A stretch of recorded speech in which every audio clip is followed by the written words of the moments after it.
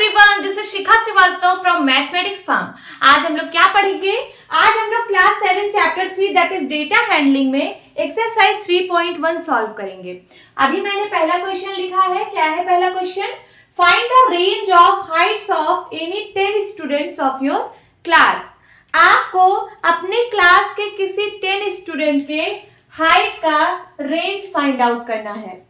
ठीक है, सपोज आपके कोई 10 फ्रेंड्स हैं, आप उनसे पूछो कि आपकी क्या हाइट है, आपकी क्या हाइट है, आपकी क्या हाइट है, आपकी क्या हाइट है। ऐसे उन 10 स्टूडेंट से उनकी हाइट पूछिए और उसके बाद उनका आपको रेंज फाइंड आउट करना है। तो सपोज आपने उनकी हाइट सेंटीमीटर में पूछी, तो आपके पहले फ्रेंड ने बताया कि मेरी हाइट जो है वो 132 सेंटीमीटर है। ठीक है, ये सब सेंटीमीटर की बात हो रही है, सेंटीमीटर मैं नहीं लिखूंगी। ठीक है, मैं यहाँ लास्ट में लिख दूंगी कि ईच हाइट इन सेंटीमीटर। तो एक स्टूडेंट ने बताया कि 132 सेंटीमीटर, दूसरे से पूछा तो उसने बोला कि मेरी हाइट 133 सेंटीमीटर है, तीसरे से पूछा तो उसने बोला कि 135 सेंटीमीटर, फिर चौथे से पूछा तो उसने बोला कि 137 सेंटीमीटर, पांचवे से पूछा तो उसने कहा कि 140 सेंटीमीटर मेरी हाइट है। देन उसके बाद छठवें पर्सन से पूछा तो उसने बोला कि मेरी हाइट 142 सेंटीमीटर है। देन उसके बाद उसके अगले स्टूडेंट से पूछा तो उसने बोला कि 144। देन उसके बाद उसने बोला कि 147। ऐसे ऐसे करके 1 2 3 4 5 6 7 8 स्टूडेंट का हाइट हो गया है। सपोज एक का हाइट 150 सेंटीमीटर है और एक का 152 सेंटीमीटर है। मैंने इसको असेंडिंग ऑर्डर में अरेंज किया है। ठीक है, पहले आप तो ऐसे रैंडम पूछोगे कि आपकी हाइट क्या है, तो उसने क्या बताया 140। फिर दूसरे से पूछे तो उसने कहा 144, तीसरे से कहा तो उसने कहा 152, चौथे से कहा तो उसने कहा 135।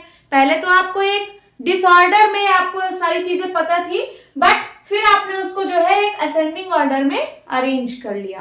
तो मैंने यहाँ पे इसको असेंडिंग ऑर्डर में लगा दिया है और मैं यहाँ ब्रैकेट में लिख दे रही हूं height given in सेंटीमीटर। तो ये जो हाइट्स गिवन है ये सब क्या है? ये सब सेंटीमीटर में गिवन है। ओके, चलिए सॉल्व करते हैं। हमको रेंज बताना है। सो रेंज क्या होता है? Range is highest observation